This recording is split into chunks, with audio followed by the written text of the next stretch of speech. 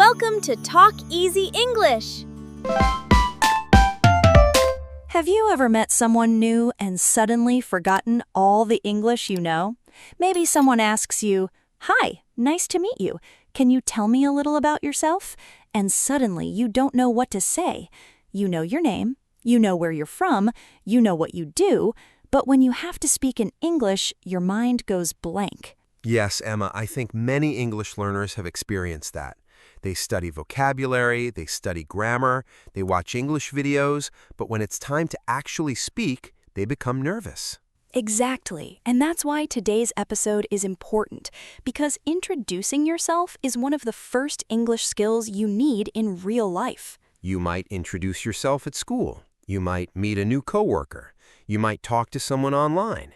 You might go to a job interview, or you might simply meet someone new while traveling. And the good news is that you don't need difficult English to introduce yourself. You need simple English that you can say naturally and confidently. Welcome to Talk Easy English, where we learn English through simple, natural conversations. I'm Emma. And I'm Leo. In today's episode, we're going to have a real conversation about introducing yourself. We'll talk about your name, where you live, your work, your studies, your hobbies, your personality, your goals, and even your future plans. And we'll also show you how to continue the conversation instead of stopping after saying your name. So don't just listen, try to speak with us. Take a deep breath, relax, and let's begin. Emma, before we start our conversation, I want to ask you something. Why do you think introducing yourself is so important? That's a good question. I think introducing yourself is important because it's often the beginning of a relationship. When you meet someone for the first time, your introduction gives that person a small picture of who you are. Right, it's your first chance to say something about yourself. Exactly. And it doesn't have to be complicated. You don't need to tell someone your whole life story. You just need to give them enough information to start a conversation. So, for example, if I meet someone and say, "Hi, I'm Leo. Nice to meet you. I'm from Canada and I work as an engineer." That's already enough information to start. Yes, the other person might ask, "Oh, you're an engineer? What kind of engineering do you do?" And suddenly you have another topic to talk about.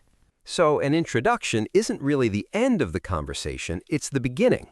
Exactly. That's one thing I want our listeners to remember today. Your introduction should open the door to a conversation. It shouldn't close the conversation. Okay, Leo, let's imagine we are meeting for the first time. I'll start. Hi, I'm Emma. It's nice to meet you. Hi, Emma. I'm Leo. Nice to meet you too. Simple, right? Very simple.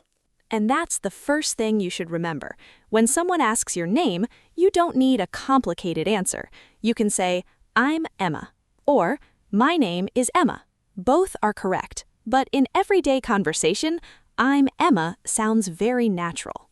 Yes. For example, "Hi, I'm Leo." "Hello, I'm Sarah."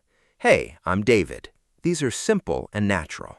Now let's practice. Imagine you're meeting someone for the first time.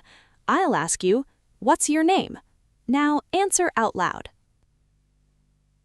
Good. You can say, "I'm" and your name. Let's try one more time. What's your name? Great job.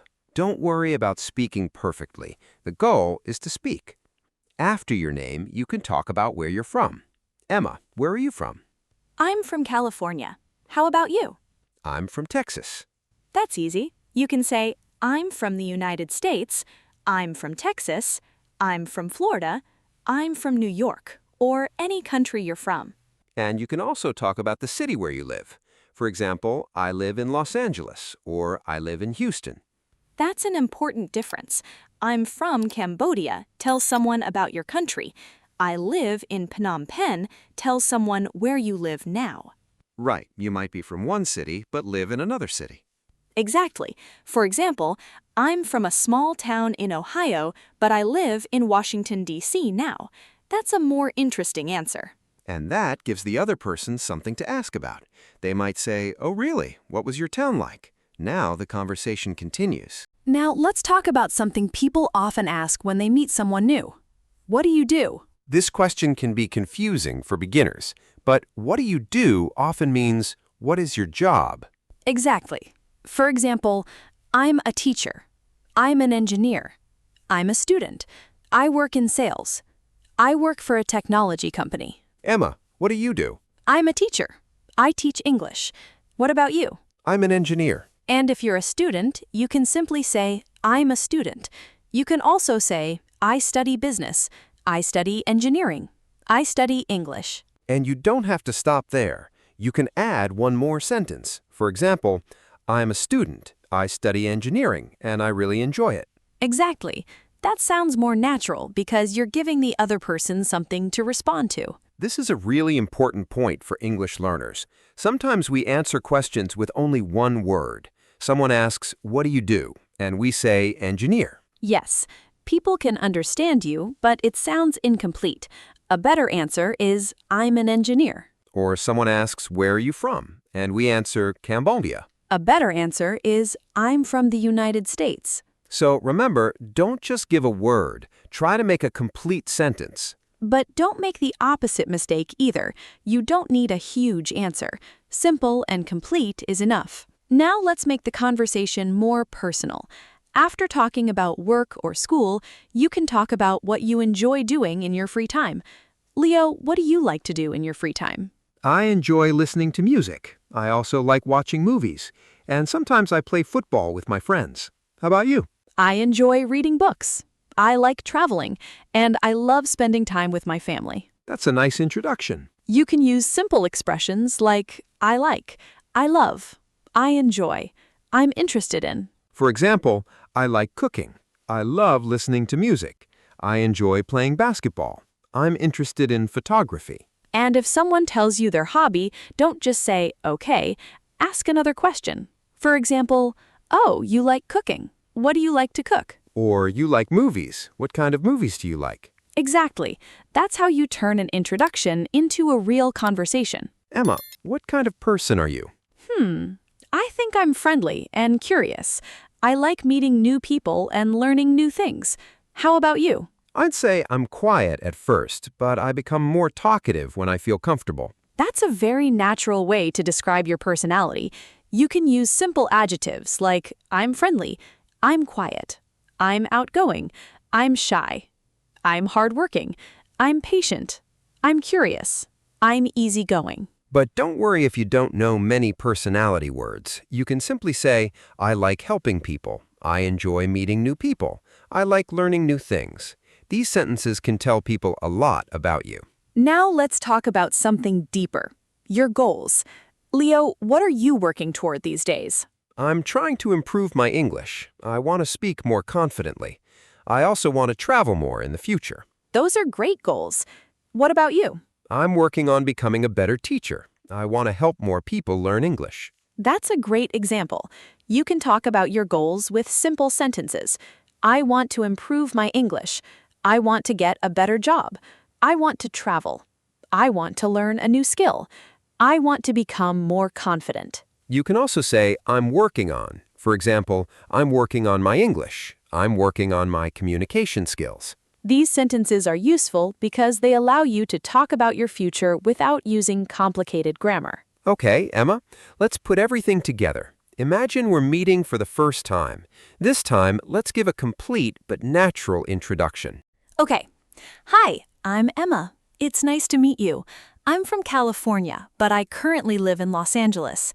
I'm an English teacher, and I really enjoy helping people improve their communication skills. In my free time, I like reading, traveling, and spending time with my family. I'm also interested in learning new things. Right now, one of my goals is to become a better teacher and help more English learners feel confident when they speak. What about you? Hi, Emma. Nice to meet you too. I'm Leo. I'm from Texas, and I've traveled to several different states.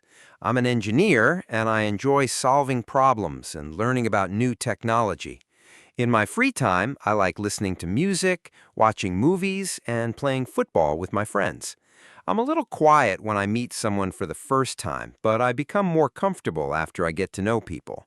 One of my goals is to travel more and improve my communication skills. That was a great introduction. notice something important.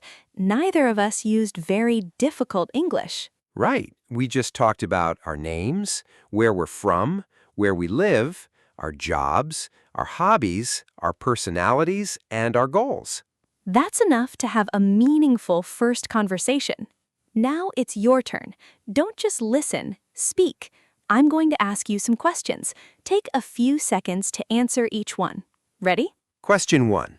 What's your name? Good. Question 2. Where are you from? Great. Question 3.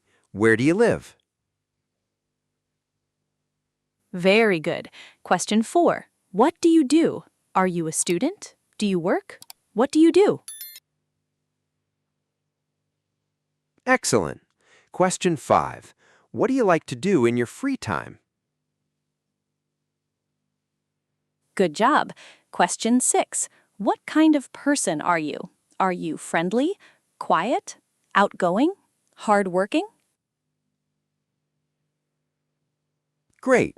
And our final question, what is one goal you have for the future? Take your time. There's no perfect answer. Just speak. Emma, I think there's one more thing English learners need to hear. What's that? You don't need to wait until your English is perfect before you start speaking. Absolutely.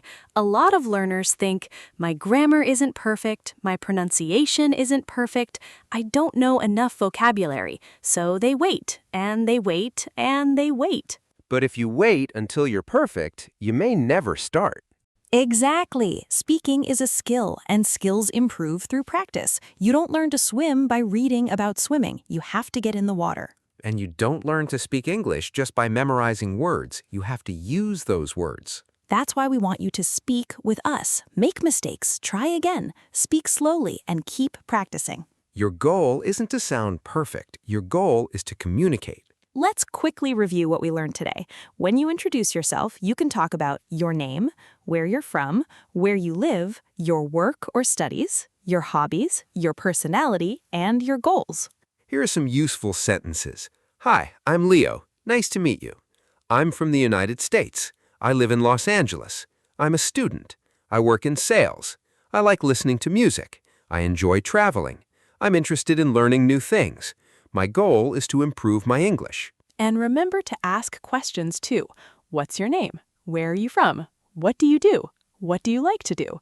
What are you interested in? What are your goals? These simple questions can help you keep the conversation going. Leo, I think today's lesson is about more than just introducing yourself. I agree. It's really about having the courage to speak. Exactly. Sometimes we think our English isn't good enough, but communication doesn't require perfect English. It requires the courage to try. Every time you speak, you're practicing. Every mistake teaches you something. Every conversation makes you a little more confident. So the next time someone asks, "Tell me about yourself," don't panic. Smile, take a breath, and start with something simple. Hi, I'm from, I work. I like. And my goal is... That's enough to begin. And if you're learning English with us for the first time, welcome. You're listening to Talk Easy English. Here at Talk Easy English, we believe English doesn't have to be difficult. We want to help you learn English through simple conversations, useful everyday phrases, listening practice, and speaking practice. So if you want to improve your English step by step, stay with us, practice with us, and come back for the next lesson. If this episode helped you, don't forget to subscribe to Talk Easy English and tell us in the comments, where are you from and what do you do? Write your answer in English. Even if your sentence isn't perfect, that's okay. The important thing is to practice. We'll see you in the next episode. Keep learning. Keep practicing. And most importantly, Keep speaking English. see you next time.